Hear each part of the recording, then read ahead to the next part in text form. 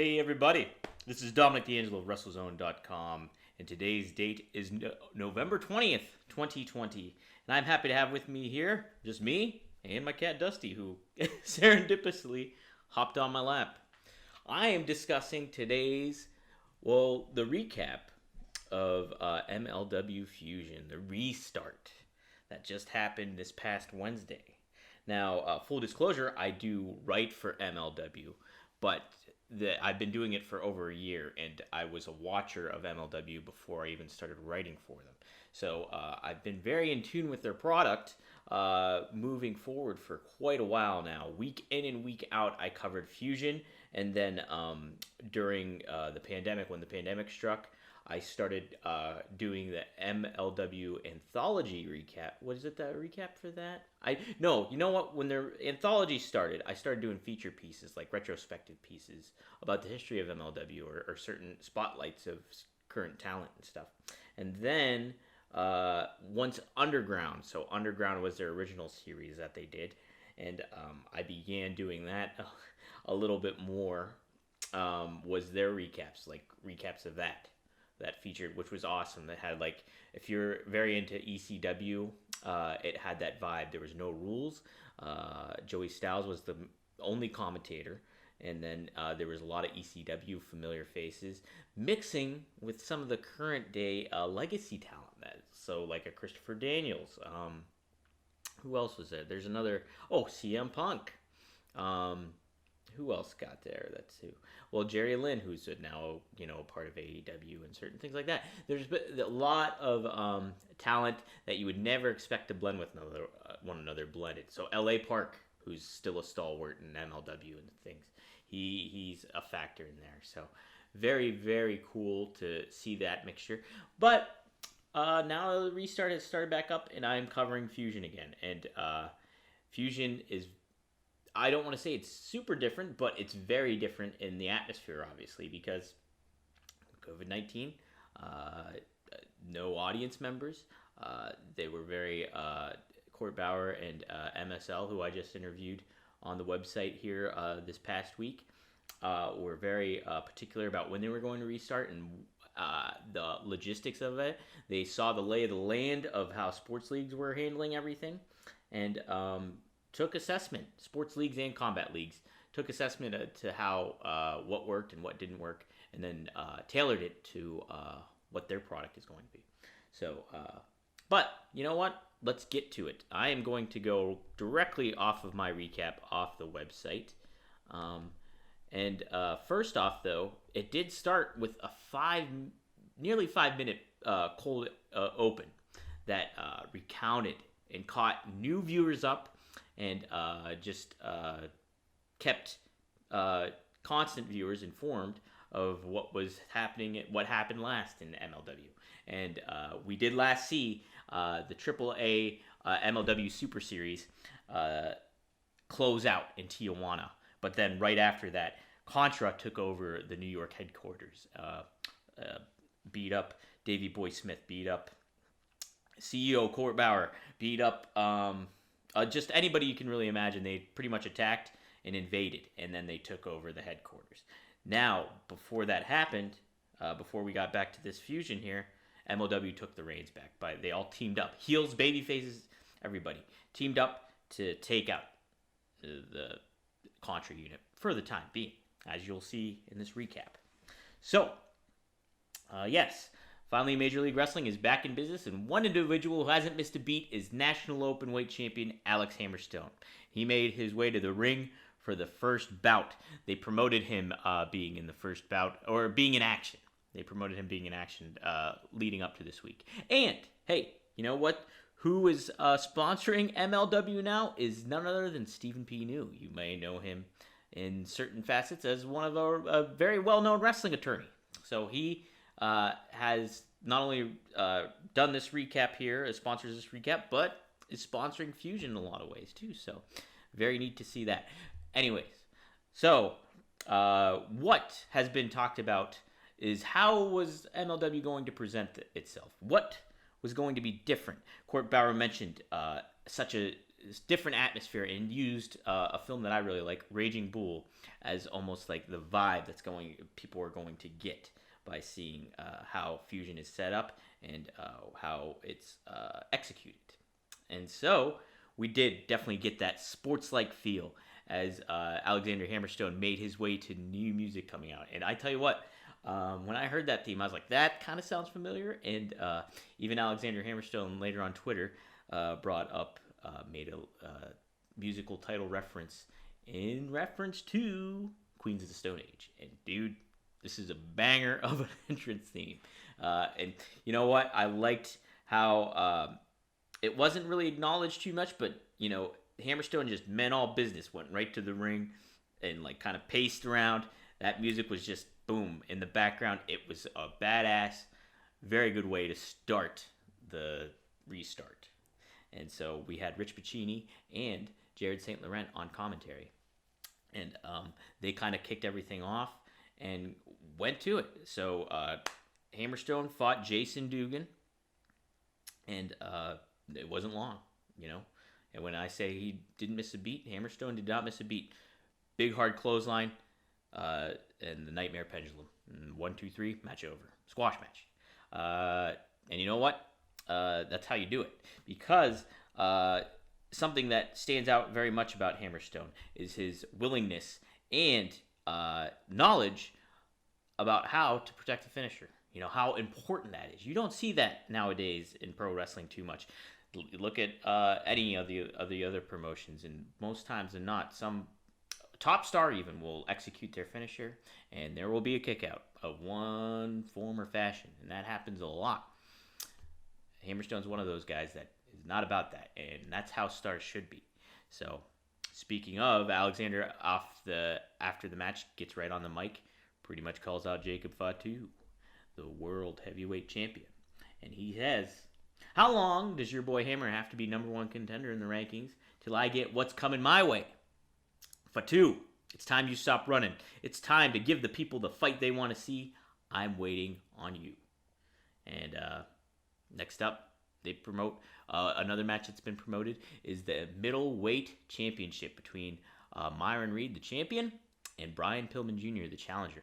Now, this has taken an interesting turn because Myron Reed has right before the restart was kind of coming into play a little bit more. Myron Reed and Injustice were kind of taking, well, maybe this was kind of leaning out because after they were attacked by Contra, they teased leaning more towards a babyface turn.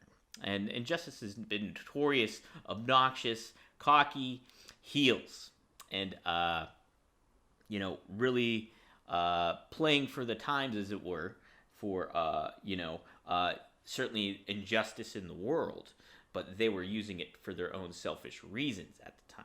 Now you see what's going on in the political climate in today's world, in the societal climate of today's world, and you see the Black Lives Matter movement, you see just all these little injustices happening, and now it seems like, hey, obviously they had a point initially, but it's a very clear and scary and unfortunate point now.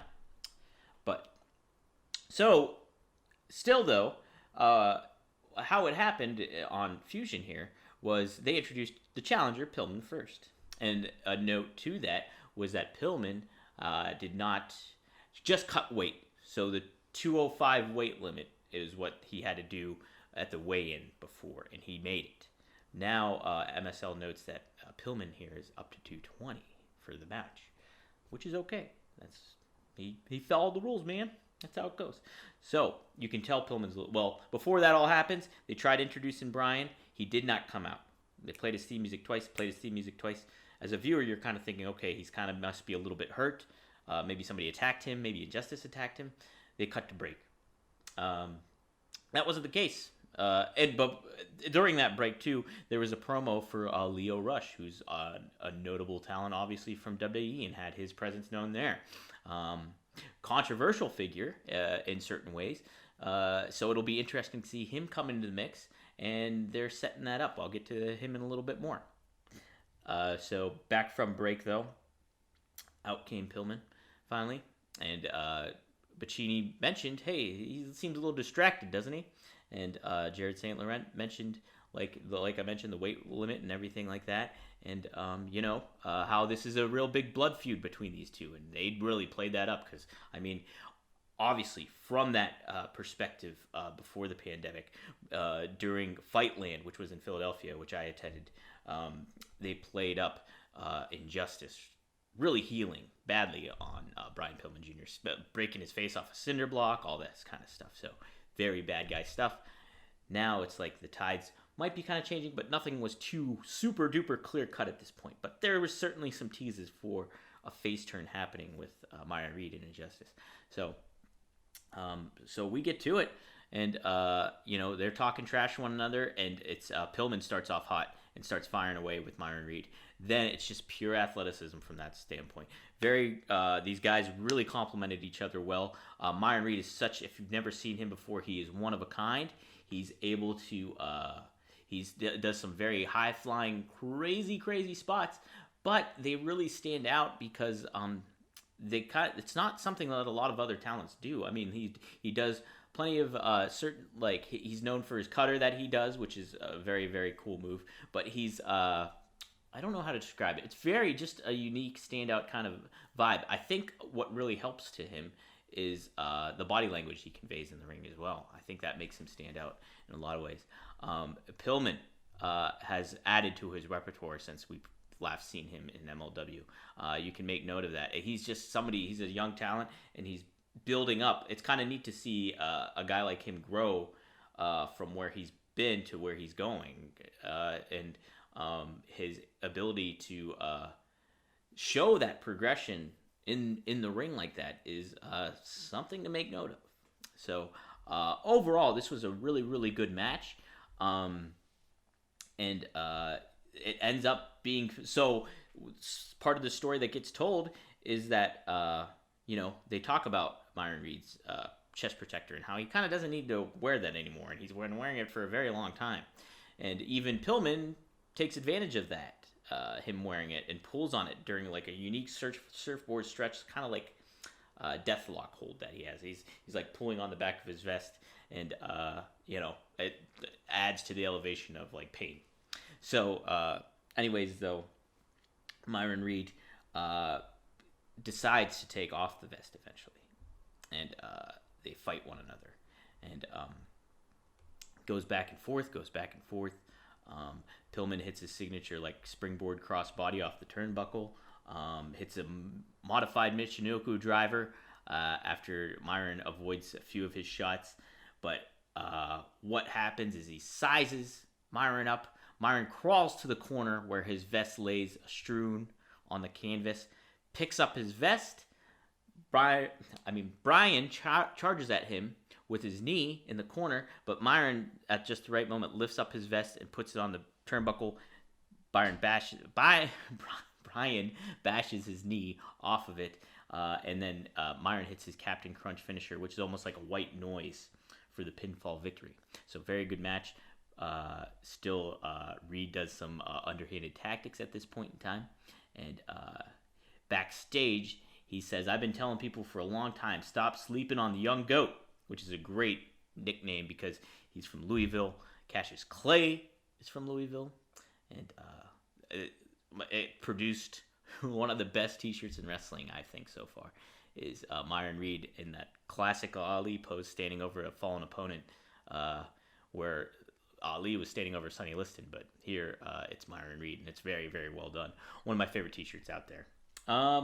Anyways, though, so he mentions Lio Rush, and he wants him next. So that's how that's whole bout and segment ended. Very well done. And unique, standout kind of match that's very different from what we get in the main event. We cut to Lost Parks, L.A. Park Jr., El Hijo de la Park, and none other than L.A. Park. They are in Monterrey, Mexico. But they're chomping at the bit to get some gold as they await appropriate opportunity to re-enter Major League Wrestling and cause some disruption for Contra, who they mentioned too.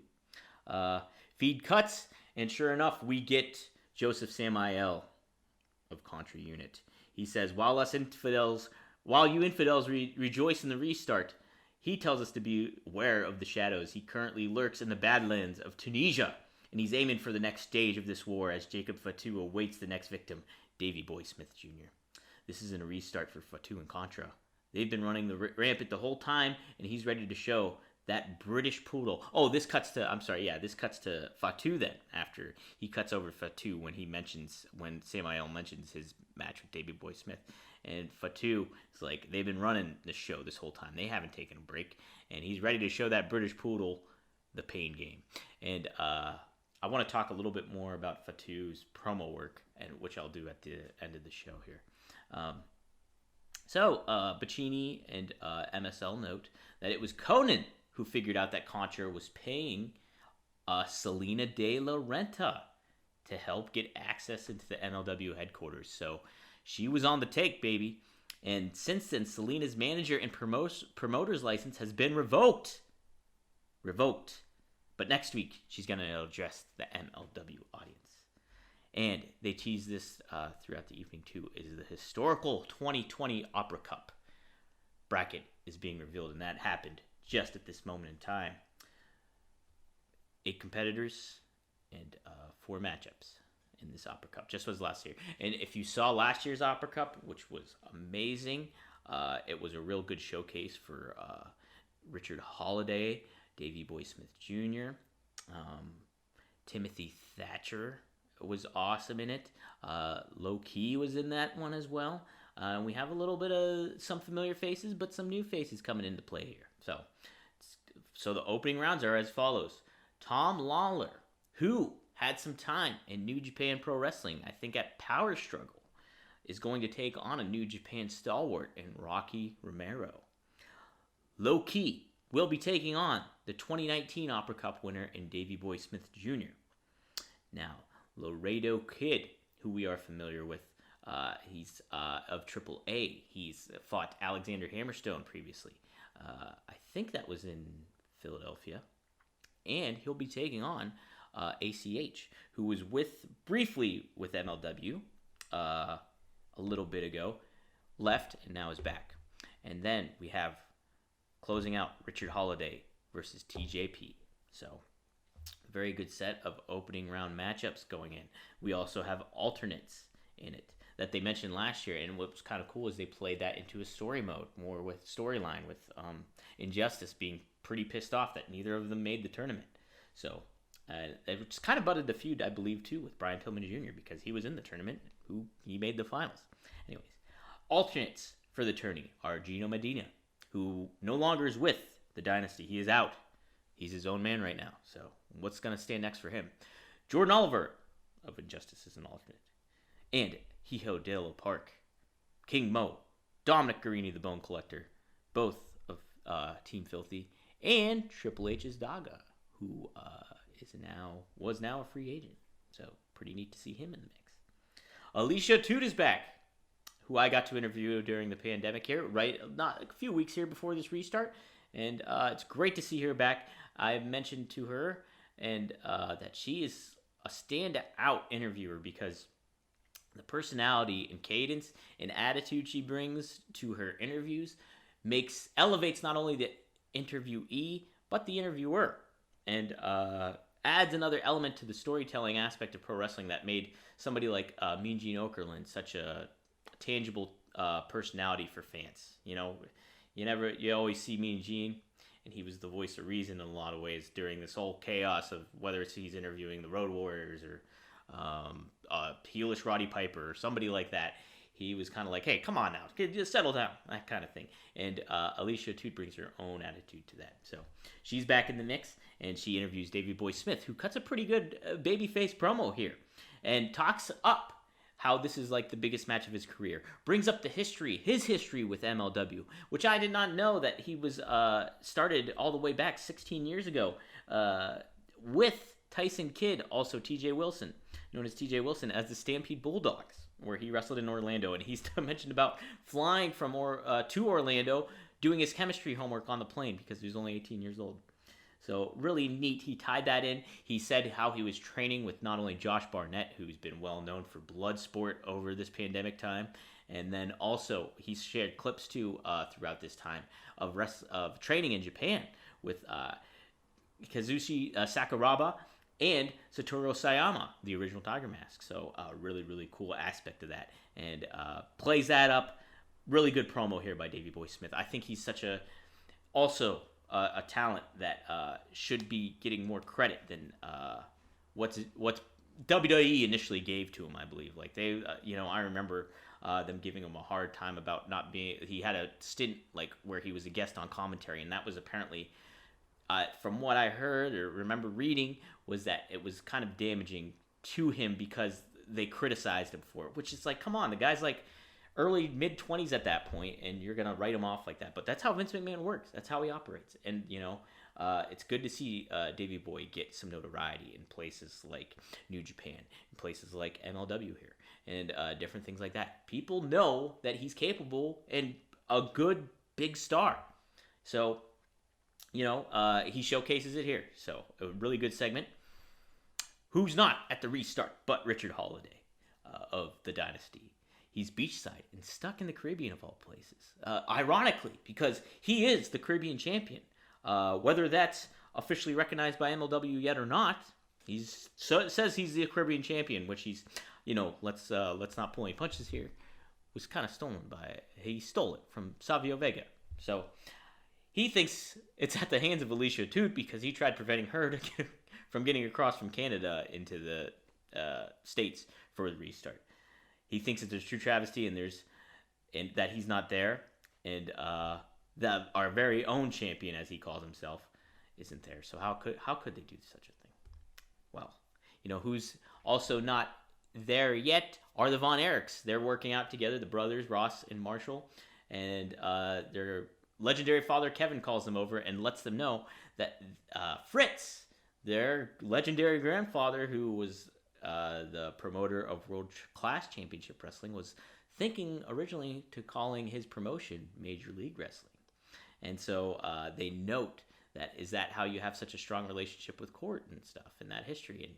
And Kevin notes that Court was the protege of the legendary Gary Hart, who had a real feel for the business. And there was something that Dave Meltzer mentioned on his show today, or the other day, that was like, wow, that's pretty cool. That I didn't know Gary Hart did. Oh, was this it? This might have been it. Don't hold me to it, but I think this was it. Gary Hart was the one who told Fritz von Erich to retire. Don't hold me to this again. To retire because his sons were going to be looked in his shadow if he didn't retire. So that really fired off the stardom of the Von Erichs. David, Kerry, Kevin, and Mike, and all those guys. So pretty neat little gem to share there. Anyways, so a really cool segment. Again, Von Erichs, I say this every time, they are the ultimate true blue baby faces in pro wrestling. What you see on the camera is who they are.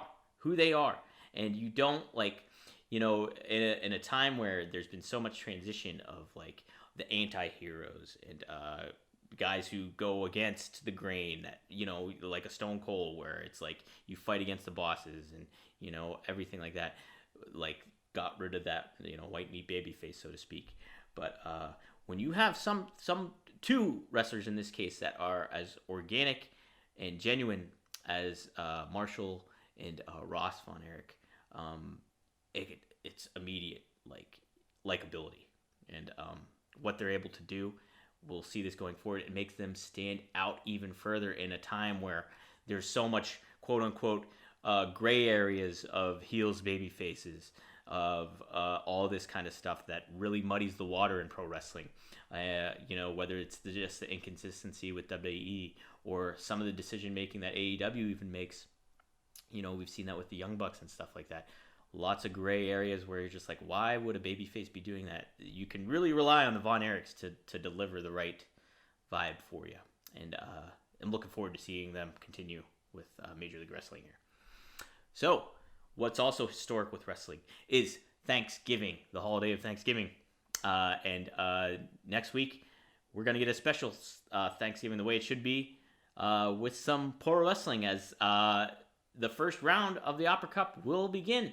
So pretty cool stuff. They did that last year. They had a special Thanksgiving episode last year, which is really, really great. It's taking place right on Thanksgiving, so gonna be pretty awesome. Okay, main event time here. They run down the tail of the tape and play up how during this Contra invasion that Contra beat up Davey Boy Smith, broke his back, so akin to Bane in Batman, breaking Batman's back. So will that play a factor tonight? Certainly, Davey Boy showed those.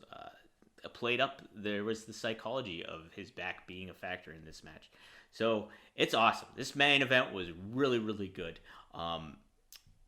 Davey Boy was able to display what's made I did not mention this earlier. Davey Boy, in my opinion, was, from an in-ring standpoint, was the 2019 Wrestler of the Year. He had such an amazing track record of good matches on Fusion, where it was just here and there and like just unique, standout, amazing. And you know what? He did a very, very good job in this match to showcase his abilities to continue that. And against a force like Jacob Fatu, who these two never faced one another before. And Fatu in himself, if you've never seen him before, Jared St. Laurent put him over big time on our interview, saying like he's the world champion, and you don't want to be locked in a room with him. You lock anybody in a room with Fatu, and he's the one that's going to be walking out with his own two eyes. It's like, and Fatu gives that vibe, not only in the ring but on the mic, which we'll get to in a second. So this is it's a really good back and forth match again, slugging it out hard, headbutts, everything like that. Davey Boy's back comes into play with trying to do suplexes, body slams. Then Fatu focuses on his back, stomping on it, all that stuff. Lifts Davey Boy up for a torture rack, but there's a moment where Smith fishhooks the upper lip and nose and frees him. Fatu then uppercuts him for his troubles and goes for the handspring moonsault, but Davey Boy gets his knees up. It's just a really, really well done match. There's a moment where he does a Saito suplex and tries to get the pinfall, but Fatu kicks out, and then he goes for his father's running power slam, but his back gives out, and a big side kick to the lower back by Fatu. He hits his Samoan drop and does his springboard roll, his elevated corner moonsault for the 1-2-3. A really, really good match. I can't remember what was the time. It went about, I want to say about 9 minutes or 10 minutes. It was about a 10-minute match, and Fatu afterwards chants Contra and victory, and calls out Alexander Hammerstone, saying his bitches don't want none of this. Contra's been running the whole show in this concrete jungle. But Hammerstone comes down, points at him, and catches out of his peripherals insurgents of Contra coming in, and he slugs the one, knocks his helmet off, and fights them off. But here comes a mysterious masked man, big, and hits him in the back with a chair, and then hits him in the back again with a chair. And that's how the show ends. Oh, no, I'm sorry. He choke slams Hammerstone on the apron. And St. Laurent mentions that this has to be the black hand of Contra. And so we're left with that mystery at the end of the show. So Fatu gets on the mic at the end of that match, like I said. And there is something so unique about him. Just the boom, punch you in your face attitude and delivery that he has, mixed in with curse words. Like, he's not afraid to drop a couple F-bombs here and there, and he does. And it's just like, boom, he can cut a promo that's stand out. It's like, it's unlike anything I've seen in wrestling in quite a while, at least. So I wanted to make note of that because, he is an amazing talent. Like, I've never seen a big dude wrestle as smooth, hard hitting, just an all around really, really solid brawler / ass kicker is Fatu. And with that family lineage too, that says a lot. So he starts at a really perfect way to highlight your top star here in Jacob Fatu. And what I did not talk about, and what might be, bearing the lead, is just the presentation of Fusion is extremely cool. Smoke filled, very. I don't want to say gritty. I almost want to see. It's almost got like this industrial kind of like, I guess, underground look to it in a way. It's very hard to describe if you don't watch it, but it's got that look to it. And you know how it started off again with Hammerstone entering to his new music and everything like that. It defined a really, really cool vibe of what we can see moving forward with Fusion here during these times and stuff. So and then during the match, what I didn't note about too is the little ticker they have at the top. You want sports-like feel? This gives it to you. It's like a Fox football broadcast or CBS where they have the ticker up top. And so what it has is the competitors' names. So if it's just a one-on-one match, it's their name. And then they have a time counter. That doesn't count down, it counts upward. And so this one counts upward. But if it's a championship title match, what's really neat too is they'll put just a little C, tag by the name. So like Myron Reed had the C by his name, Jacob Fatu had the C by his name. Just little details and touches like that. Simplicity too. Nothing too extravagant or wild or anything like that. They would do Tales of the Tape. They would do all this different stuff. Hammerstone mentioned that his ranking, which MLW was the first to do, and they even did this back in the underground days, was ranking system. So like AEW has made big about their ranking system. Sometimes it's like a little muddy and stuff like that. This one's a little more clear cut, and they go for the top 10. Yes, so it's everybody's kind of people are in the mix there. So sports-like feel again. There's another thing that made me feel very sports-like oriented. I think this was how it was before. I could be wrong, but I think this was around at Fusion before the pandemic. Was their ring countouts are 20? Yeah, this was before, but it goes to 20. It doesn't go to 10 like WWE or AEW or other American promotions. So that's kind of a neat aspect to keep in mind too. A lot of cool stuff. Very good things. They didn't give you everything, which is great.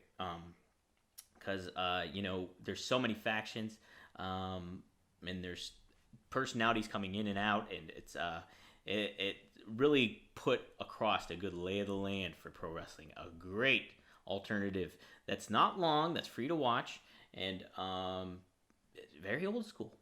Very old school mixed with modernized styles, but great storytelling. So it's pretty much the total package of what you're looking for in a lot of ways. So it's been a lot of fun to cover this show. Like, I've had a blast anytime. Even these underground shows have been really unique in just the ways you can see how these stars mixing in with legends that we're familiar with, whether it was Terry Funk going up against Steve Corino or Dr. Death's in the mix.